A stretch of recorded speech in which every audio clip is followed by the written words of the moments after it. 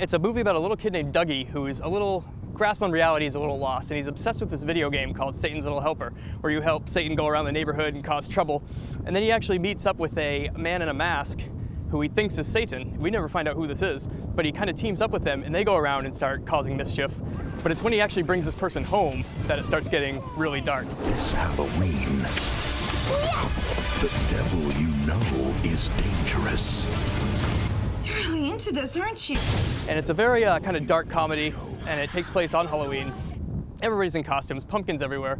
So it's a little bit made on the cheap, but it is hilarious and its heart's totally in the right place. All right, here's a film from a franchise that people will be familiar with, Halloween 3. And yet, this is not one of the classics from that series, that franchise. This is one of the cheesy ones. Kind of, yeah. It's super cheesy, but it takes itself very seriously. This is the only Halloween movie that doesn't involve Michael Myers either, as a killer. I do love a good joke, and this is the best ever. A joke on the children. I'm glad you'll be able to watch it. And it has everything from lasers to killer bugs to automaton robot people to stolen pieces of Stonehenge.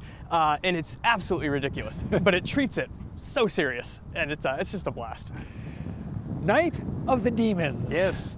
Night of the Demons is a quintessential 80s horror. Angela, this goth girl, hosts this party at an abandoned funeral parlor, and some kids go to have this party, but they unleash a demon, which takes possession of Angela and starts slowly taking possession of all the other kids, turning them into demons. And it's just got fantastic makeup effects, great special effects, and it's hilarious. Like it packs a lot of laughs, and it's if you're having a Halloween party, perfect movie for a Halloween party. And this is one of the things that you like in your horror movies. You like humor in movies like this. Definitely. I'm all about the silliness, the goofiness, just having a good time with it. Yep. And this is totally one of those kind of movies. Here's a movie that stands out because it has the shortest title on the list, Haunt. Haunt, yes. Haunt's great, and it actually has a main connection. Damien Maffei stars in that, and it's a movie about a group of kids that go to a haunted attraction, kind of like the haunted houses you go to, only the actors that jump out and say boo are actually there to kill you. And they don't know this when they're going through it, but they slowly start to discover this. And Coast City Comics was able to put a screening on it about it last year at the Nickelodeon. And it was really cool to watch because the Devilman Killer was sitting right behind me while we watched that movie. This is nice. A Halloween movie with a main connection, Yep. and there aren't too many of them.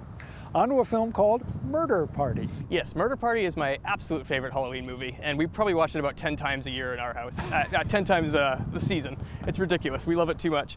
But it's about a lovable loser who has nothing to do on Halloween night except hang out alone with his cat and watch videotapes. So he ends up finding this invitation blowing on the street that says you're invited to a murder party.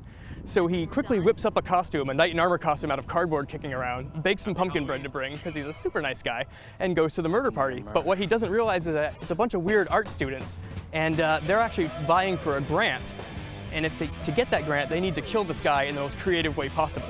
So the whole movie takes place on this one night, this guy trying to survive against these crazy art students running through warehouses and such. And this is another movie that packs a lot of humor, but it also packs some great scares. Most of these movies, I assume, are better for older viewers. Definitely. They're really not meant for kids, but you've also got a couple of suggestions for children. I do, yes. We have Spaced Invaders and Ernest Scared Stupid. And Spaced Invaders is great. There's a bunch of dimwit Martians, and they hear a rebroadcast of Orson Welles' War of the Worlds. So they think, oh, we got to get in on that. So they land down to this little podunk town. But everybody, they're misfits, and everybody just doesn't take them seriously, and they just think they're trick-or-treaters, because it also happens to be on Halloween night. Prepare to die, Earth scum! Maybe later.